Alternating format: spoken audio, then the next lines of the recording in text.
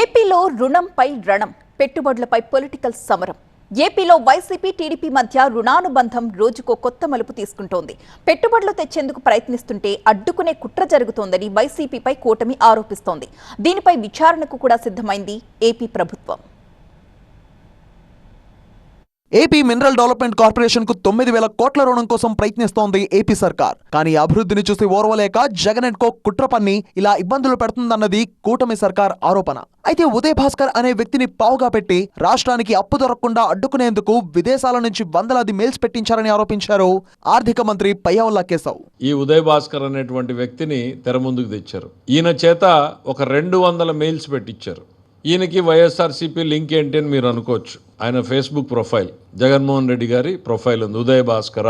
డైరెక్ట్గా వాళ్ళ ప్రొఫైల్ తోటి 200 పైన చిలుకు కంపెనీలు, మాకు తెలిసింది 200 పైన నేషనల్ లెవెల్లోనూ ఇంటర్నేషనల్ లెవెల్లోనూ ఉన్న ప్రతి ఇన్వెస్టర్కి ఆంధ్రప్రదేశ్లో ఈ బాండ్స్లో మీరు ఇన్వెస్ట్ చేయొద్దండి, ఇది ప్రమాదకరమని రకరకాలుగా వాళ్ళు ఈమెయిల్స్ పెట్టారు.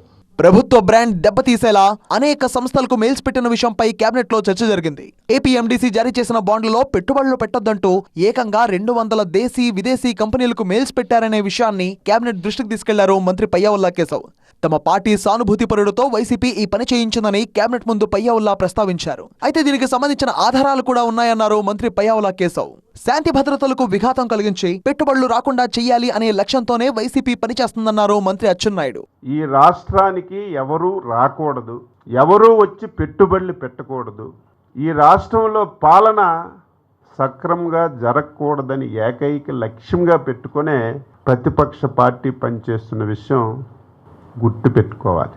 మెయిల్స్ వ్యవహారంపై సీఎం చంద్రబాబు సీరియస్ అయ్యారు. పెట్టుబడులను అడ్డుకునేలా వైసీపీ చేస్తున్న కుట్రలపై విచారణ చేయిస్తామన్నారు. నిధులు రాకుండా తెర వెనక అడ్డుకొని ప్రజల్లోకి వెళ్లి పథకాలు అమలు చేయడం లేదని దుష్ప్రచారం చేయడం అలవాటుగా మారిందన్నారు.